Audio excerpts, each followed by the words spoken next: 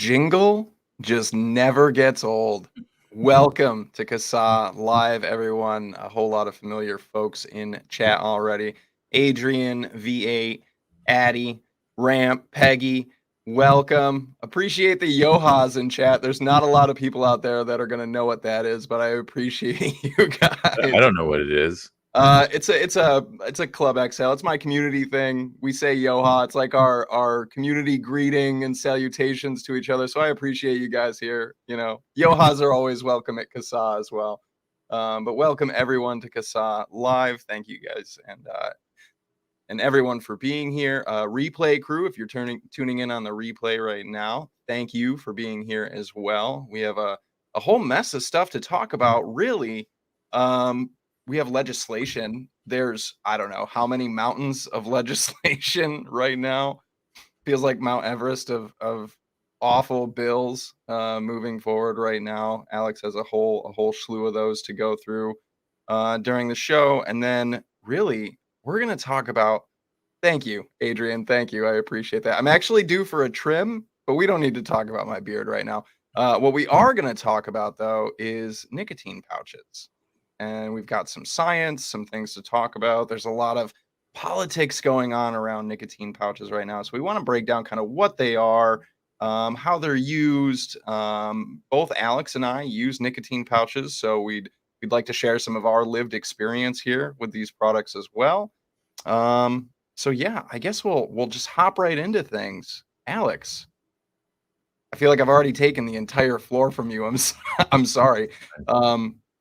Yeah, where do you want to start with this whole mess of whatever's going on? Well, I guess I'll get the legislation stuff out of the way first. I was kind of hoping you were going to do that. Yeah. I'm not going to run down everything. We did that last time. That was all about legislation, but we'll say, yeah, there are PMTA registry bills everywhere, coast to coast, dozens of states now. I think we're expecting to see, if you haven't already seen it, we're expecting to see. And so if you live in a state that's gotten an email from us, please take action. This is a bill. The language is pretty much the same all across the country, basically requiring manufacturers to register with the state. Usually it's the attorney general or it's whichever agency handles tobacco regulations, certifying that their products are authorized for sale by FDA. And that's either by some sort of court issued stay against a marketing denial order, or straight up authorization, which if you're looking for products that have a straight up authorization, it's all on the FDA website.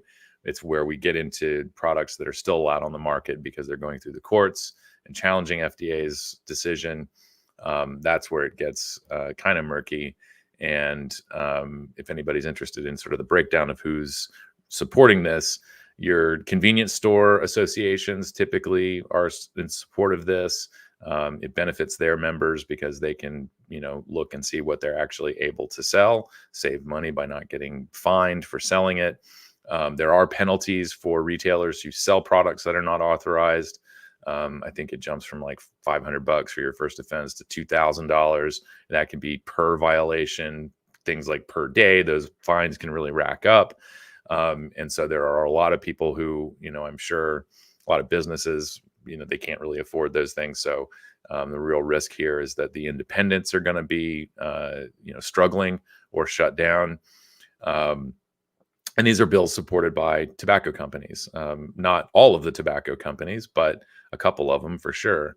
The interesting thing is that, despite the devastation that this would cause to the independent side of the industry, the anti-nicotine groups are coming out against this, not because they're interested in saving your small business or even really saving lives. It's because these bills don't go far enough, and they don't outright ban flavors. They just defer to FDA's decision, which is a de facto flavor ban.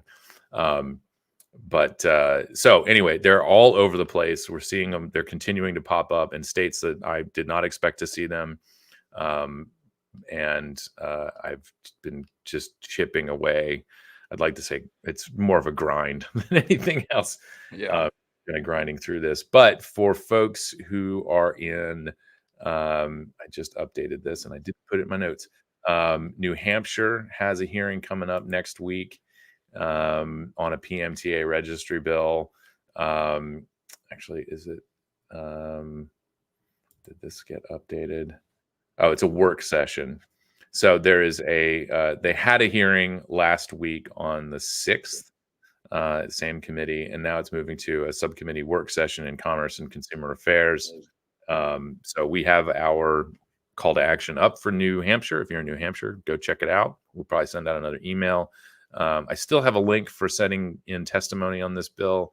That may or may not work for this bill since the public hearing already happened, but I assume that there will be more.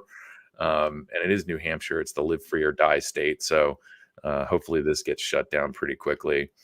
And then we've got a couple of bills actually we have a few of these PMTA registry bills in Maryland. There is a hearing on the 20th for HB 1033. And there's two more. They have hearings coming up in March. So we'll get to those, I'm sure, at some point. There's a few bills. I'm a bit behind the ball here on getting things out. But Alaska has a 25% retail tax. This is SB 89, carried over from last year, and it's gone from the Senate to the House. So committee hearings are happening. It's a 25% retail tax. They cap nicotine content at 50 milligrams per milliliter, which I'm sure a lot of people that doesn't really bother anybody. But in terms of the state setting nicotine caps, that's not something the state actually understands. So they shouldn't be doing that. Utah is also looking at a nicotine cap, 3% or 24 milligrams for open system products. I don't believe there's a tax associated with that, but there's two bills, SB 61 and HB 106. I don't have notes on the progress yet, but these are things that are kind of moving, and I'm getting caught up on them. So anyway, we went through a whole lot of stuff on the last live stream. And all that stuff is active, and we're adding to it. Yeah, and I don't want to waste everybody's time by running down the list. Yeah. If you're interested in like the really long format list of legislation, watch our previous episode, because it's essentially 45 minutes of Alex going through just calls to action all over the place, what they are, what's happening. I'll read through the states just in case anybody's here from any of these states. You can go and check out our website. So absolutely, definitely not in alphabetical order. We've got, and these are not all PMTA registry bills. Some of them are flavor bans or tax. I know Wisconsin has an indoor use ban. Is it? Yeah. No. Yeah. Wisconsin. Yeah. Right. Yeah. Which I haven't gotten anything up for. So Wisconsin, then Rhode Island, Indiana, Washington, Virginia, Florida, Michigan, Vermont, Colorado, South Dakota, Missouri, Illinois, New Hampshire, Nebraska, Indiana, Alaska, Maryland, Utah, and Virginia. Did I already say Virginia? I did say Virginia. Virginia's got two, there's a companion, one in the Senate, one in the House. And I have a phone call from somebody who was asking about Virginia, and I need to return that. Hopefully the explanation at the beginning here sort of clarified things. This is not necessarily something we expect to be like overnight devastation.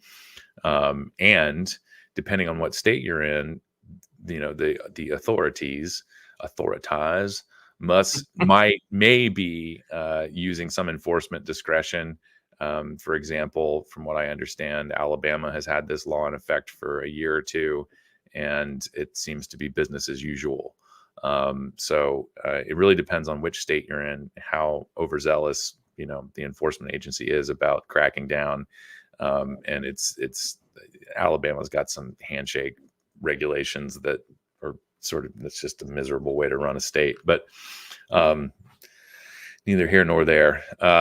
So that's the legislative run. And sorry, you went full robot right at the end, but No. I think we got the gist of it. Yeah. Yeah. For anybody who may have missed that, or if they're curious if there is an active call to action that Alex has up right now, you can always head over to CASAA.org, go to Get Involved, state and local, and click on your state on the clicky map. And see if we have one up right now. I mean, one of the other great ways to find out is all of these things are available on X, aka or previously known as Twitter. Um, who Kristen does a great job getting things out on social media across the board. Thank you, Kristen. So pay attention to that if you're not on X. A lot of this also goes up on Instagram. Whenever I see a new call to action go up on Instagram, I always share it right into my story. Um, and they go into the state pages on Facebook. So and they go into the state pages Facebook. on Facebook as well. Yeah. So all across social media, if you guys are hip to using the socials, it's all out there as well. But I always just recommend to everybody, if you're ever curious if there's an active call to action for your state, just head over to CASAA.org, get involved, state and local, click on your state. That's the easiest way. Whenever anybody's like, "Hey, do I have something going on?" I'm like, right there, click your state and check it regularly. Especially right now because these bills are just popping up. It seems like Alex is putting out calls to action every few days right now. So best way to stay on top of it for sure. All right, I didn't do the bumper. We had no bumper for the rundown. It's okay. Do we need a bumper for pouches? Go for it. Kristen, do we get a bumper for pouches? I don't know which one to use.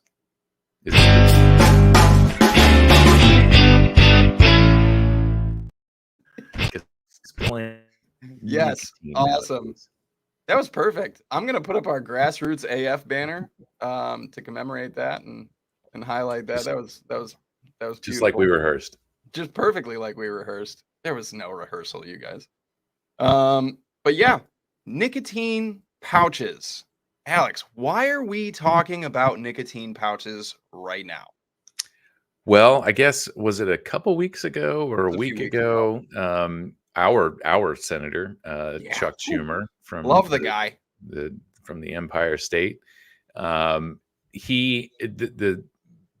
sort of setup here is, I'm gonna mess up how other people have talked about this, but Chuck Schumer has sort of mastered the art of getting the media's attention and shining the spotlight on whatever pet issue he's involved with.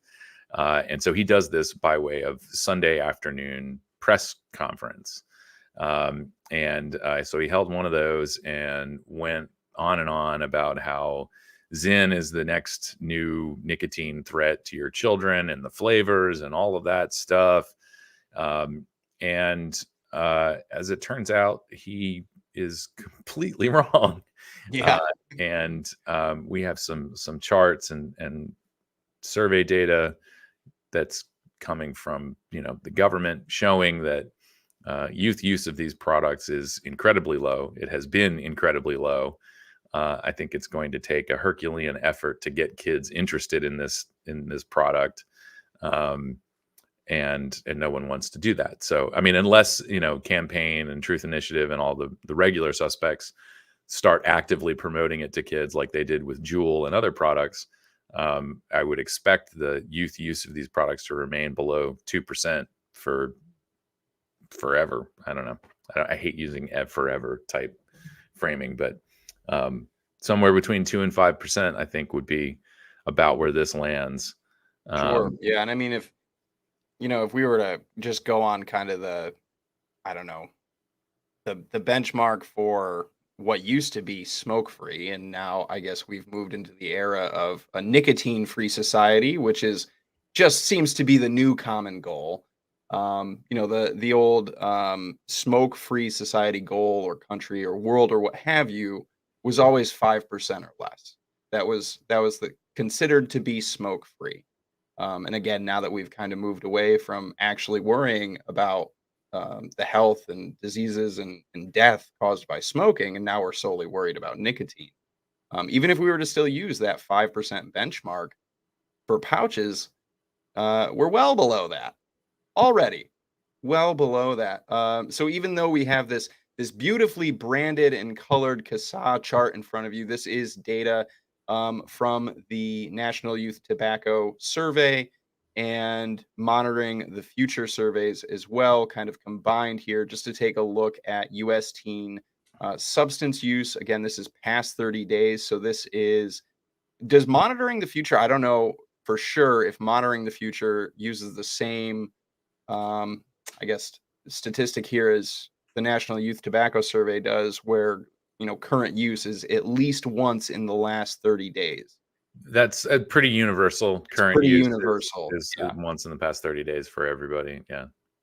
So looking here, at least once in the last 30 days. So one time, bare minimum, one time, and it counts for this.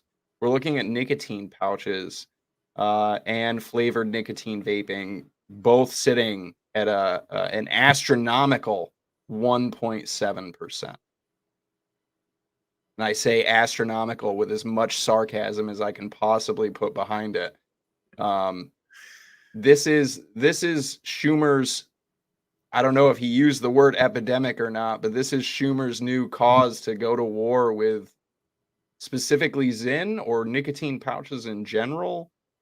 1.7%. Now we do have another number. It's not up here on the chart, but it also comes from the National Youth Tobacco Survey, which is ever use for pouches is 2.3%, which is just a massive jump again from 1.7. 2.3% have ever used it, even once, touched the gum and went, nope, not for me. That counts. 2.7%, 2.3%, excuse me. I'm kind of shocked. I don't know. Has anybody used since 2019, there's been a 8,000% increase in youth use of nicotine pad. Have they? Not I'm that kind of surprised we haven't seen that yet. Yeah, not that I'm currently hip to, but I'm sure at some point we'll start seeing more numbers. Nick, I don't know. I mean, happening outside of my house right now. Carry on. Sure. Yeah. So, in terms of seeing, actual numbers, again, this is not something that is actual. There's no crisis here. And there's no reason to expect the numbers to change. Youth use of these products is incredibly low, and as I stated at the top, for the foreseeable future, I would expect it to stay between 2 and 5%. I'm not, crunching anybody else's numbers, but historically, youth use of smokeless tobacco and now, just broadly oral nicotine or tobacco products is low. And even though these are a bit more, I think user friendly is a good way to say it. It's still, it just doesn't check a lot of the rebellion boxes. Yeah. You're not blowing huge clouds everywhere. You're not really able to demonstrate how you're sort of breaking the law or being a rebel. Yeah, and there's no cool thing to go with it, right? Yeah. Like if that was ever part of the appeal to any underage person starting vaping, that there was a thing, there was a techie thing, right? Even that component is gone with pouches. It's just a pouch. Yeah, there's no cool factor. You just Not really. you're not even it's not even like oral tobacco, like a dip or a chew where you're spitting or something, which I don't know how that's cool, but maybe that appeals to some underage people as cool, like me spitting all over, rebellious, spitting on the ground. But even that isn't a component here. Like there's no real appeal. I mean, if you want to use nicotine and don't want anybody to know about it, nicotine pouches are probably the best way to do it. They're even more discreet than using the nicotine gum. Yeah. Because you don't have to chew them. So. But yeah, there's some numbers, behind Schumer's latest war that we're talking about here. Again, 1.7% for the past 30 days, at least one time in the past 30 days, exponentially more youth have got drunk, um, It's or interesting consumed phrasing. flavored alcohol, or used cannabis, Yeah, for and daily energy drinks slash shots. to I think echo some of the statements I've seen rolling by in chat. And the one that we featured up here, I forget if it was Addy or somebody else, but yeah, something, depending on the year or which way the wind blows, I think it's like 3,000 to 5,000 teenagers die every year from alcohol related injuries or whatnot. Yeah. And you know I'm not going to do this comparison like we should be banning alcohol. Like, no, the comparison is we learned our lesson from banning alcohol in the 20s, and so we should be applying those lessons learned to pretty much all other drugs. Sure. And it's which is not to say like, well, if we liberalize nicotine laws, then we can expect to see 3,000 to 5,000 people dying every year. That's not what that means. It's more of those products are obviously dangerous. There is a legal regulated market for alcohol in many states, cannabis, which doesn't really kill people, and so in the interest of public safety, and also in the interest of not inviting organized crime to come in and start selling these products, which they are, the regulated legal market with shop owners with good intentions, that needs to be protected. That needs to be established and all the details ironed out so that Sure. consumers are going to be more interested in buying from a regulated business as opposed to meeting somebody in a parking lot or buying online from Sure. people. They don't know what they're getting. They don't know where that money's going. It's astonishing to me. I think I said this last week. There was a hearing in Iowa, and it was a PMTA registry bill, and one of the supporters, one of the witnesses in support, I think, was coming from the grocers or C-store association. Basically, described the hellscape that is California around these regulations, and that they busted some shop, and that there were cartel members involved, and so on. And it's just yeah, that's what you can expect from all of this prohibition. Organized crime will step in and fill the vacuum created by these policies, and that's not good for anybody.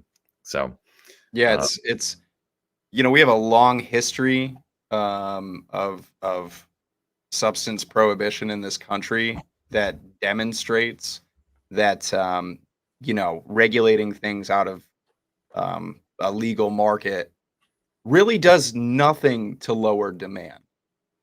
Absolutely not. And in the past 50 plus years of the war on drugs, demand has gone up, even with harder punishments, harsher laws, increased incarceration rates. The demand for drugs has increased through all of that. And it's always, I'm never like really surprised, but just the overall idea of that we still continue to beat this prohibition drum under the guise of it being a good thing for our society, or that it's useful or effective in any capacity. That whole idea still kind of astonishes me. And it shouldn't at this point, but it does. It just, it's remarkable. Um, it's very Old Testament, and it does, it bothers me. It doesn't astonish me. It bothers me yeah, because we I live in think this that's a world better where way to put it for sure. everybody has access to all kinds of information. We can read the research, we can read the outcomes, we can see that mass incarceration is the result of drugs prohibition, and you're going to see it to some extent with this. I don't think they're going to be locking up 15-year-olds. But people are going to step in and start selling, and those are the folks who are going to get the fines and the jail time. And some of them, maybe we want them in jails, but I don't think we don't really need to do this because we can have a legal regulated market that takes care of all this stuff. But yeah, I mean, in this era where we are talking about social justice, health equity, justice, criminal justice reform, going into prisons and making things more humane, all of these things, to fall back on this just Old Testament way of approaching substance use, is really not helpful at all. And No. really, And again, you mentioned alcohol earlier and how we went through our alcohol prohibition in this country. We learned from that. It was a horrible idea. And since then, we've accepted that to some degree, youth are going to use those products, and that we should be putting our efforts into education and prevention. And while if it was, I don't know, 15, 17 years ago that I was in health class, dealing with the lessons of alcohol prohibition, while the main focus was abstinence, along with that education around alcohol, there was still, a sense of harm reduction. If you're going to consume this many drinks, have water in between. Don't drink and drive.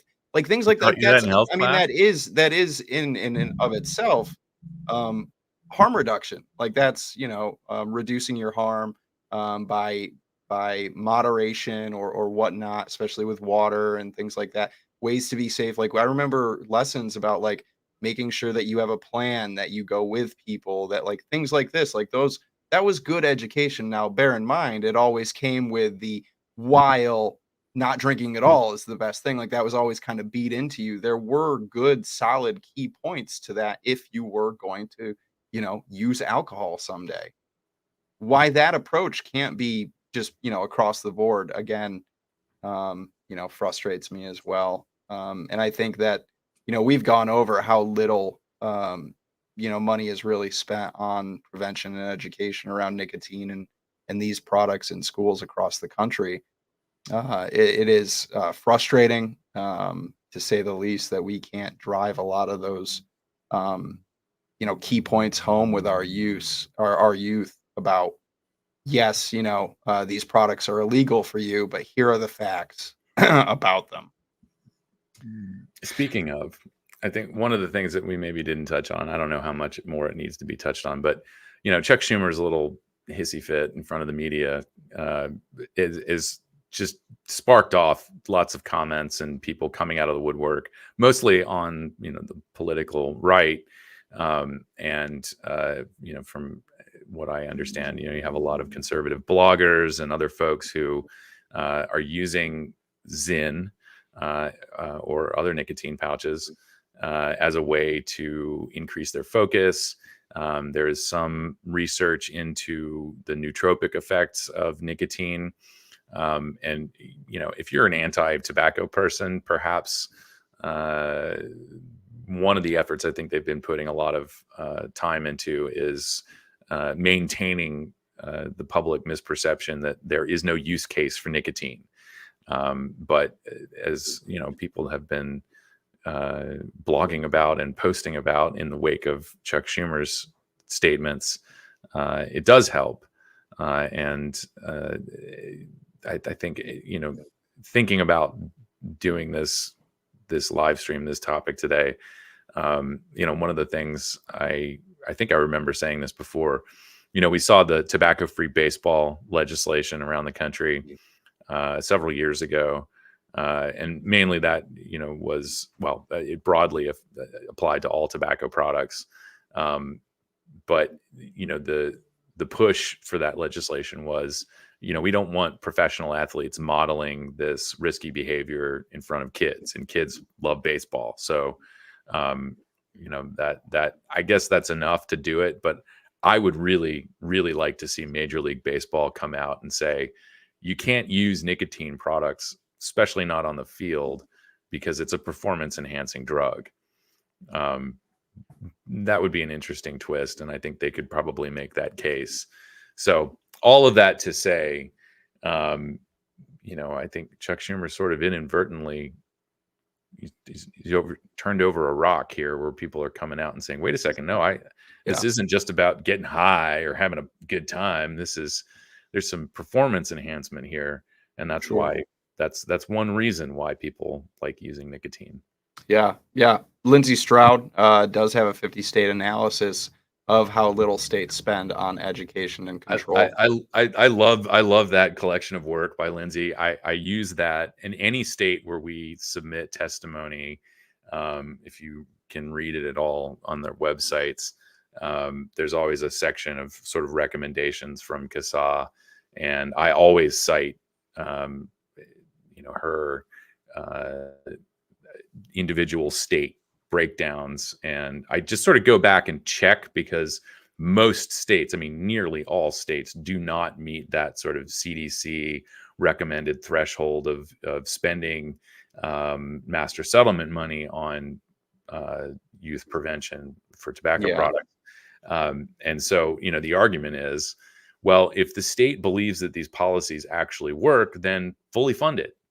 That's the challenge. If you are going to keep coming with this anti-tobacco, anti-nicotine policy, why should anyone think or believe that the state actually has any confidence in the policies that already exist? Because they don't fund them. They don't fund them. So what good is another law? Yeah, and not only do they, miss that threshold or that recommendation from CDC, like it's far from it. Yeah. Like way far away from the recommended amount of money that they should be spending. That's another thing. I mean, how can the activists claim that these policies are working when they're so poorly funded?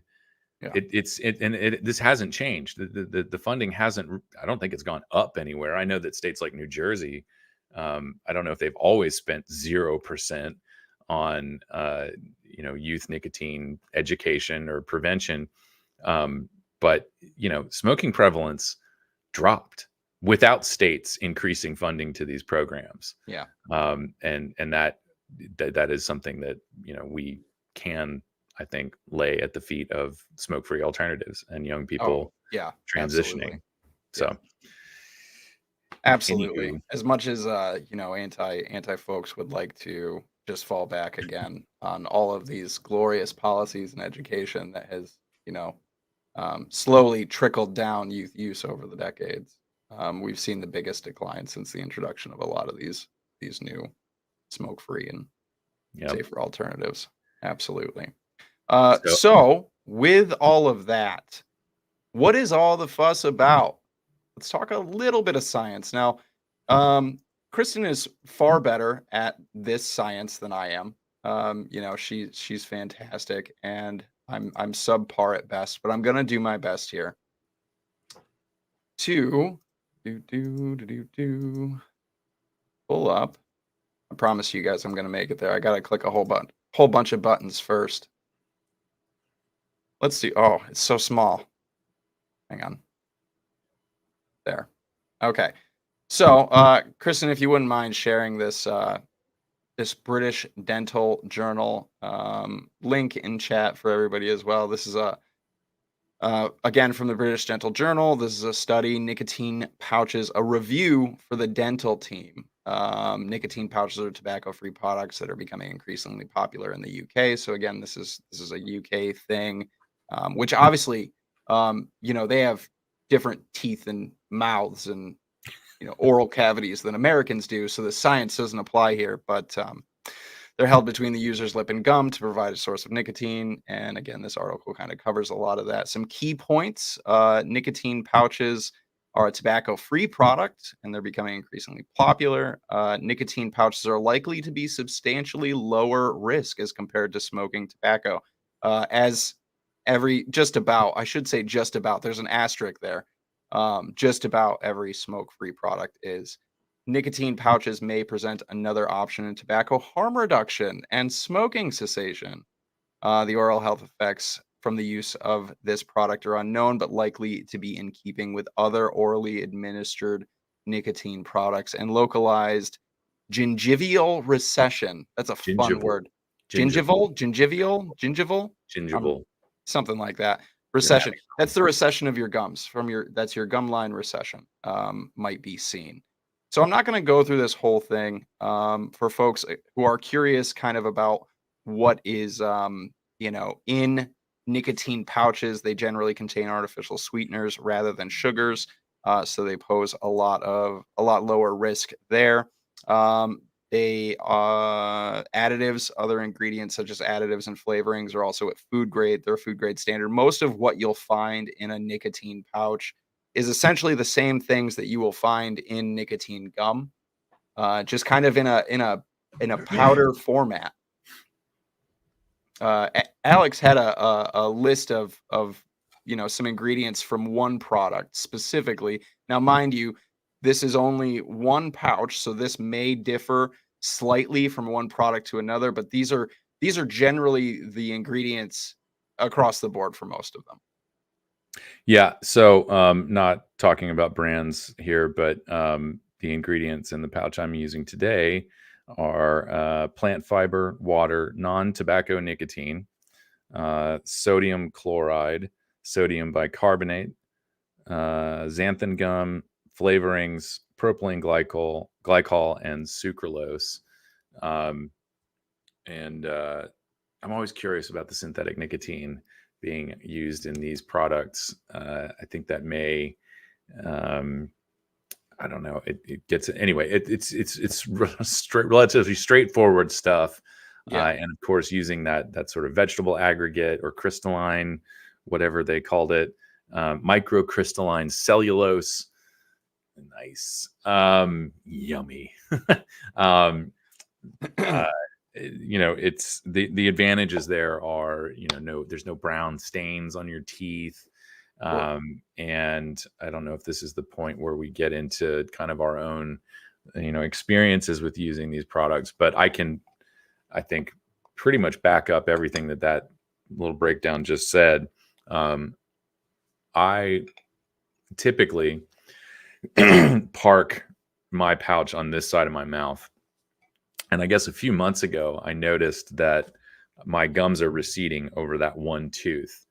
And it's important to point out on another brand's packaging, they give you instructions on how to use, and they say, you can leave it in for, it's up to 20 or 30 minutes, something like that. And I've noticed when I'm traveling, or if I'm really focused on something and I leave a pouch in, and I'm not moving it around, it just stays in one place because I've kind of forgotten about it. I'm obviously focused on the task at hand. The inside of that gum and the inside of my lip will get kind of sore. It feels a little raw, and so I have to be more mindful of how long I'm keeping a pouch in or how frequently I'm using them. And those have really been the only issues. And also compared to snus, I have these bouts of like overdoing midnight snacking every now and then going to sleep. And so I'll wake up the next morning with kind of a sour stomach. And when I was using snus all the time, I've always had, some sort of nicotine pouch nearby. But the snus would upset my stomach. It felt, kind of raw and burny. And I would switch to nicotine pouches whenever I had, kind of a sour stomach. And that made a difference. So, and that even varies across brands. I've had some nicotine pouches that, contribute to a sour stomach and others that don't. But Sure. all of that to say, again, like nobody's out here saying that this stuff is risk-free. I mean, I know that those people do exist, but the serious conversation is there are risks with this stuff. There's an appropriate way to use any of these products, whether we're vaping or nicotine pouches. There's appropriate ways of using nicotine gum. You can do some damage to yourself using nicotine gum incorrectly, I know. And so the one thing that I keep wanting to say is nicotine pouches are arguably less risky than nicotine gum or the patches, in terms of, people who have allergies to the adhesive that's used in the patches, all the jaw problems and the heartburn that I got from nicotine gum. I don't get any of those things with the nicotine pouches. And it's dead simple to use. And hopefully people will continue having a choice of nicotine content. Some of them are, I bought some when I was down in Georgia. I bought a tin that was 12 milligrams. I could buy them for 15. on down, 9, 6, 3, whatever you're interested in. So it's the same kind of idea that, the independent side of vaping had with all the different nicotine strengths, that unsurprisingly you don't have, that you don't have with the products that are being authorized from incumbent tobacco companies,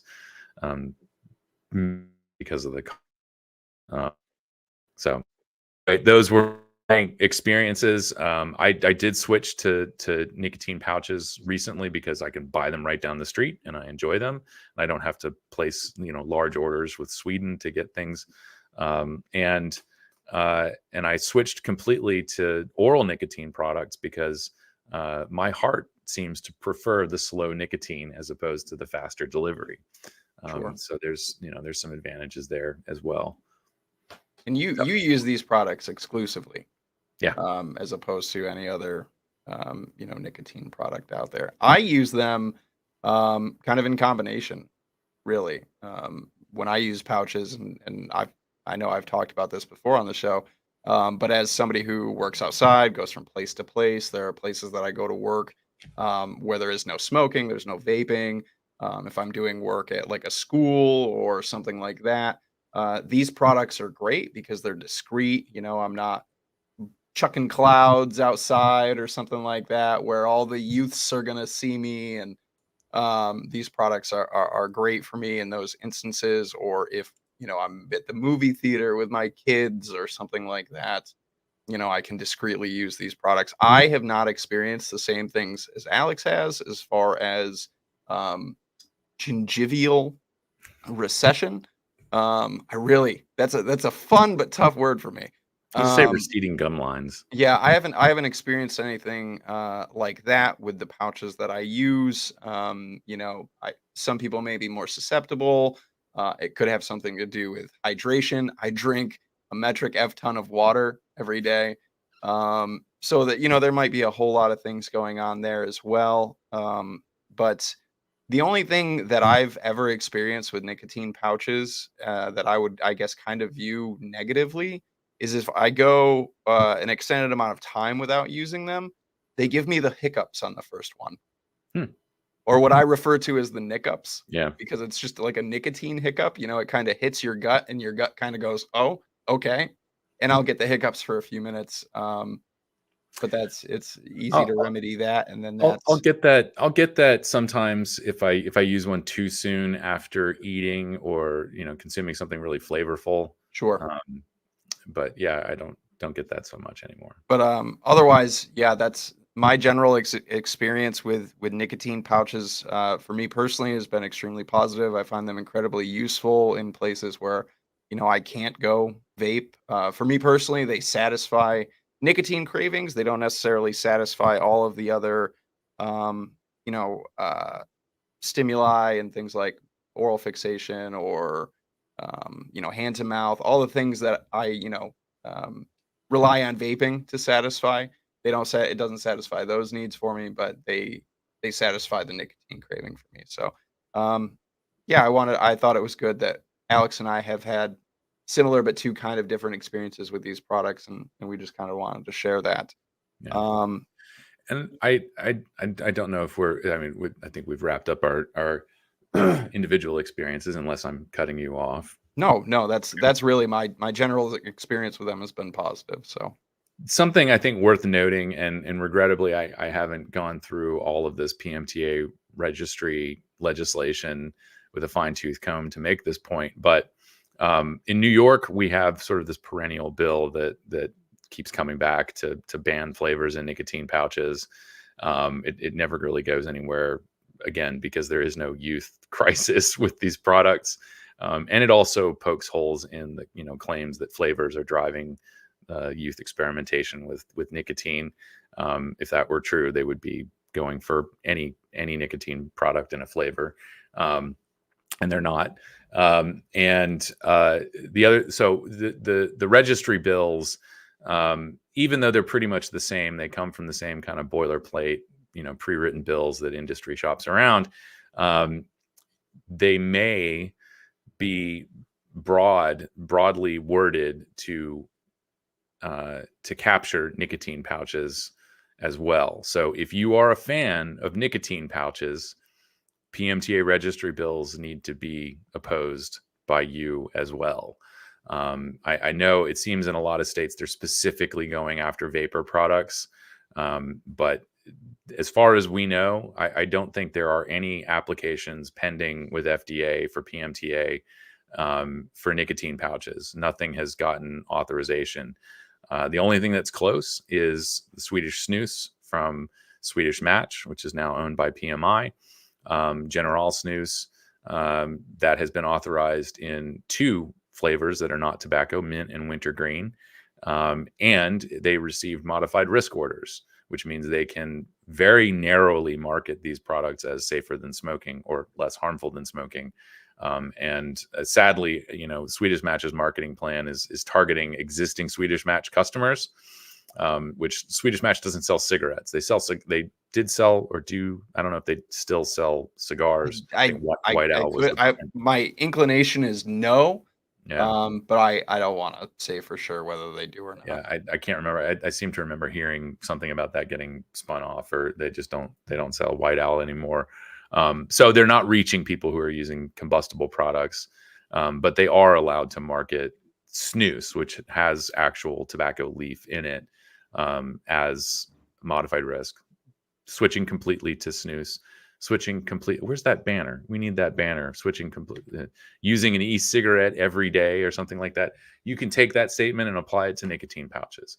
Using an e-cigarette or any kind of smoke-free nicotine product daily can significantly increase your chances of quitting smoking. So, yeah. I feel I know we're coming up on the hour here. I had one other thing that I was gonna, at least just bring up. This is kind of a longer study here, so I won't go through all this. And I didn't go through all the last one. There'll be links available, not only in the comments, but in the description for this video as well, to both of these for people to read through for themselves. But this talks about oral mucosal lesions that are commonly found in Swedish smokeless tobacco, snus, as Alex was just talking about, where the pouch is placed.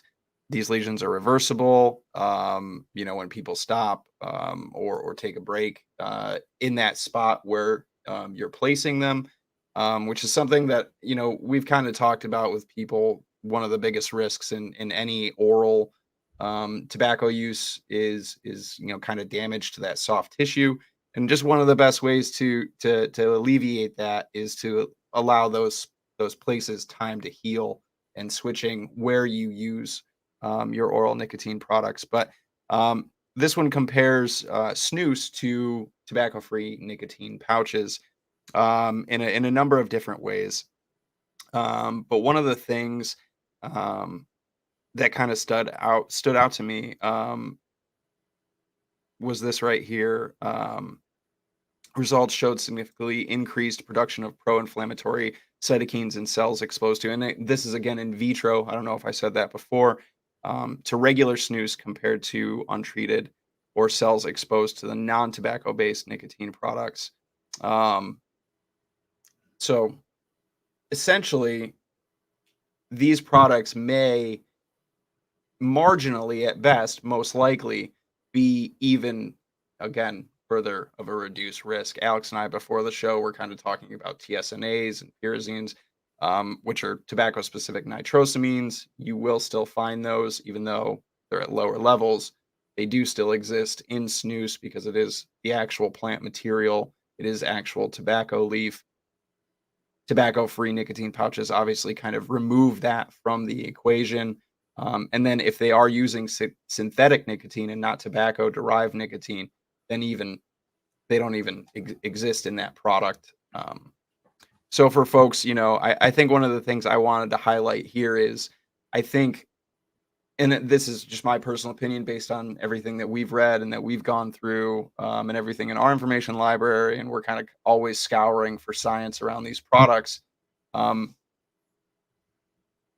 They're pretty close, really, in the grand scheme of the risks to your health. Snus and nicotine or tobacco-free nicotine pouches, compared to smoking, at least. The differences in risk between them are negligible, marginal at best. But for folks out there, and I know one of the biggest reasons for switching to vaping, at least for a lot of folks, was to completely remove tobacco, the leaf, from their lives.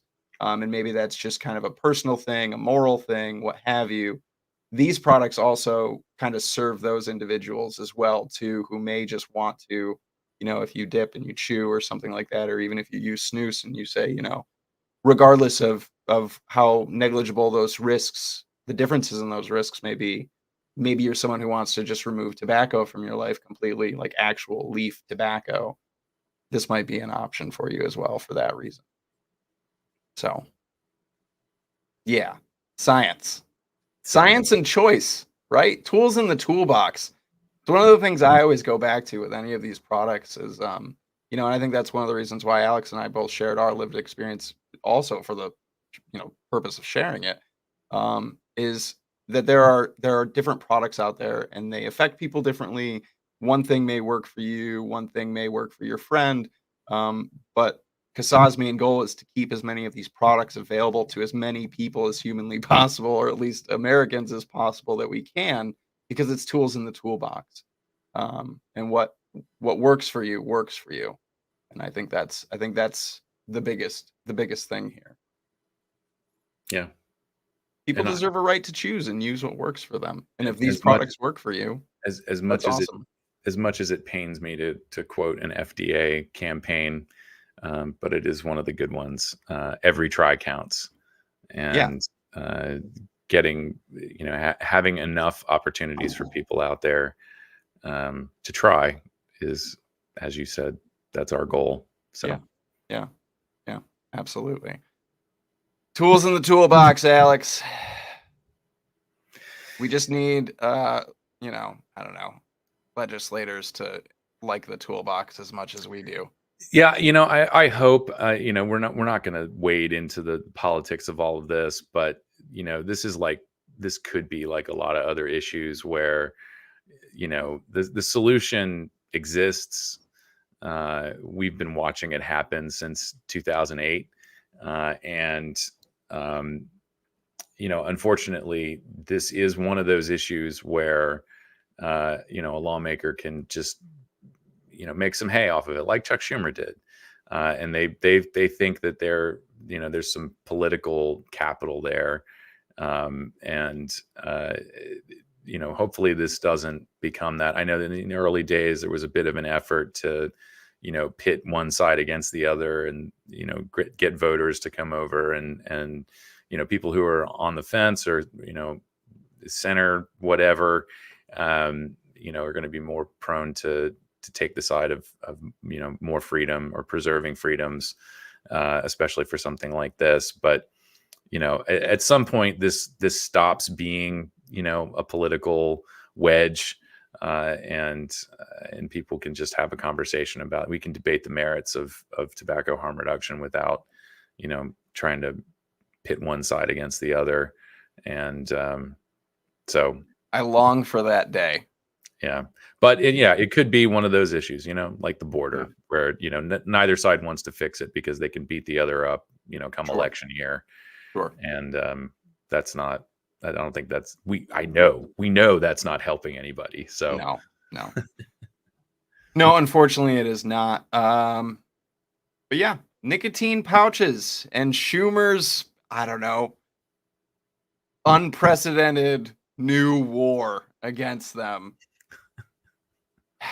I still wish I could find the tweet. I know I had mentioned this before, or post on X, aka Twitter.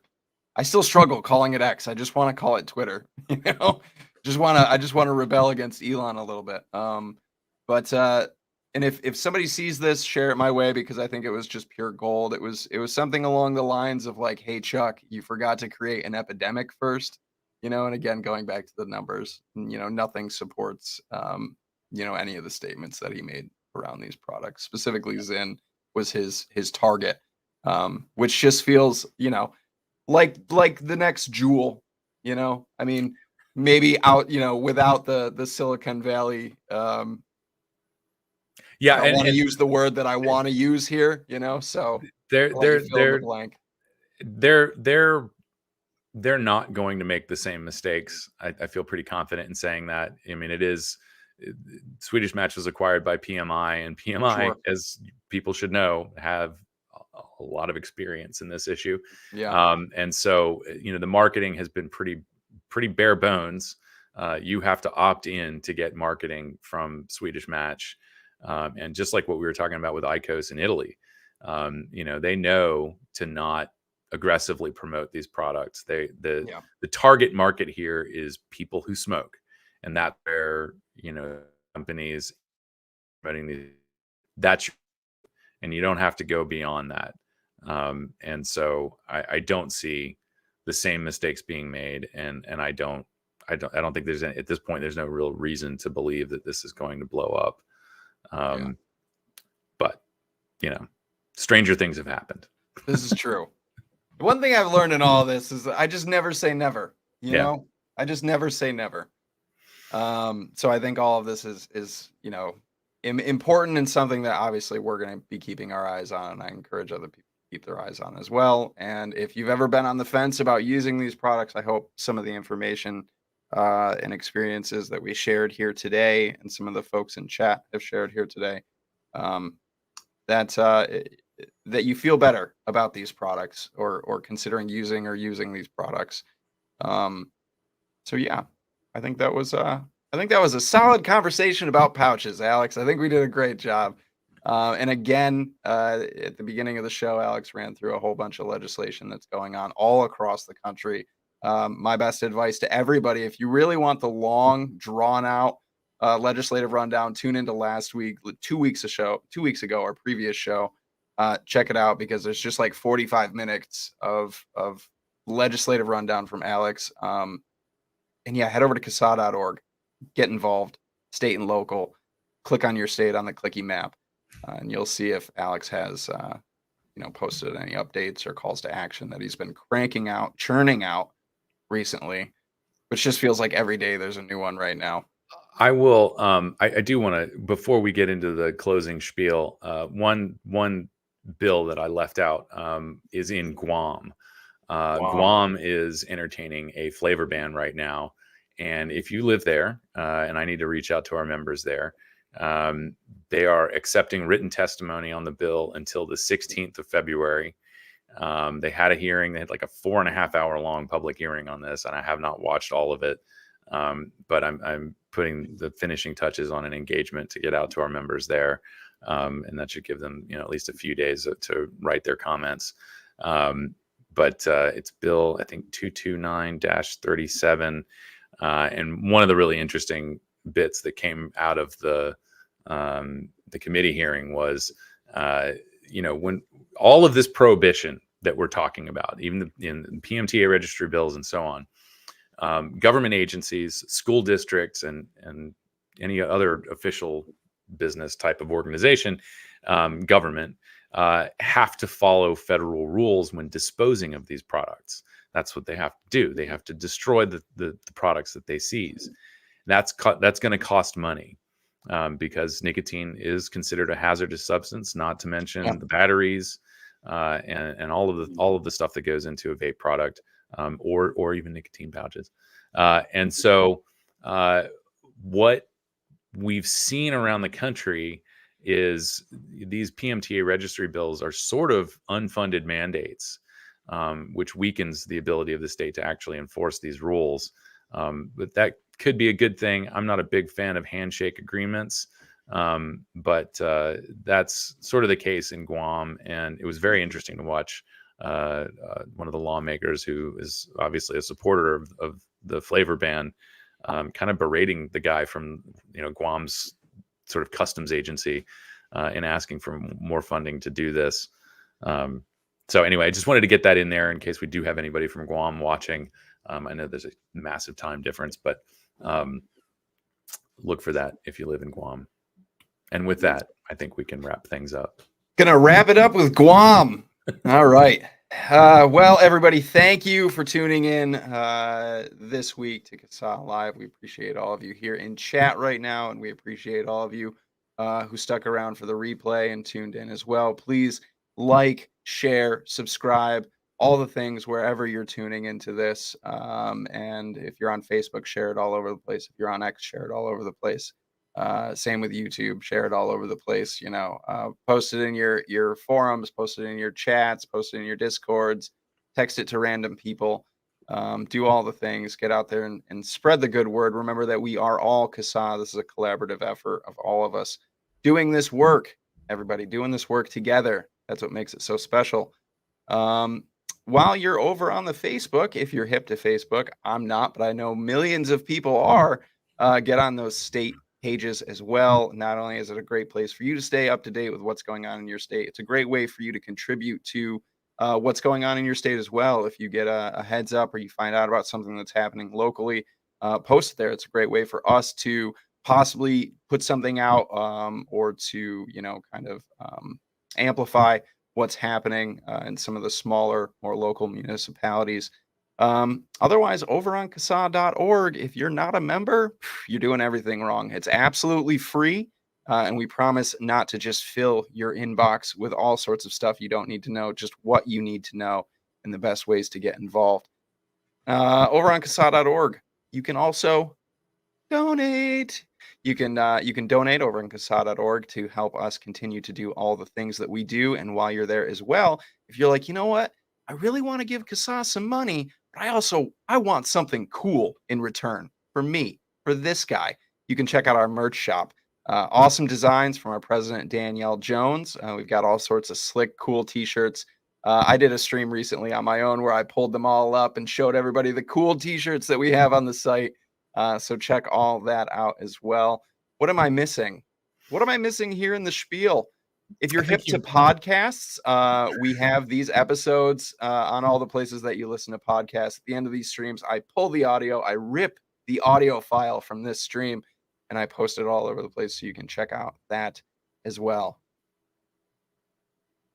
I think that's it. That's it. I will add one thing, which is, first of all, I went on Grim Green's vlog, I think a couple weeks ago. The vlog. I had a good conversation with Nick about all the things. But I do want to say thank you to Nick. I'm going to write this down, but one of the things that came of that was we had a significant increase, a noticeable increase in small recurring monthly donations. Those are very helpful. It's something that we can depend on. And for you, it's just, you can set it and forget it, pick an amount that works for you, $5 a month, $2 a month, whatever it is.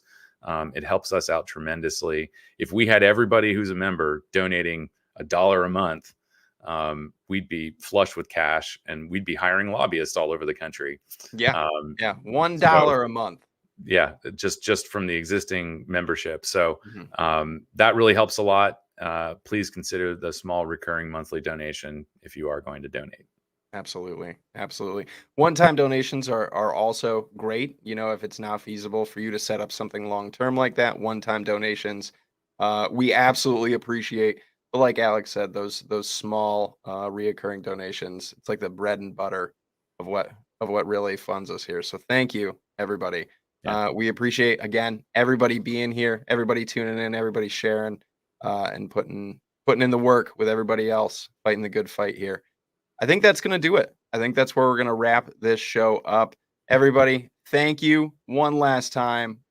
We will be back 2 weeks. 2 weeks from now, we will be back.